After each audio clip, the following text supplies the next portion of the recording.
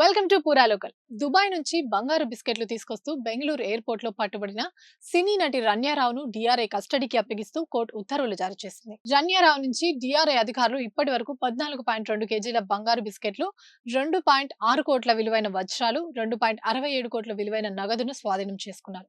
రన్యారావు గత 6 నెలల్లో 27 సార్లు దుబాయ్ వెళ్లినట్లు అధికారులు గుర్తించారు. అలాగే సౌదీ అరేబియా, అమెరికా, పశ్చిమాసియా, ఐరోపా దేశాలకు కూడా ప్రయాణించినట్లు తేలింది.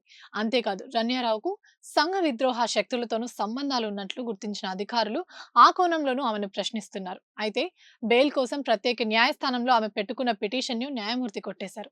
కర్ణాటక డీజీపీ రన్యారావుకు సవతి తండ్రి కావడంతో ఆయన కూడా ప్రశ్నిస్తున్నట్లు తెలుస్తుంది. అయితే రన్యాకు 4 నెలల క్రితమే వివాహం జరిగిందని, పెళ్లయ్యాక తన భర్తతో కలిసి ఉంటుందని, వారు ఏం చేస్తున్నారన్న విషయం తనకు తెలియదని ఆయన వెల్లడించారు. ఇవి ఇప్పటి వరకు అప్డేట్స్. మరిన్ని అప్డేట్స్ కోసం చూస్తూనేనండి పురాలోకల్.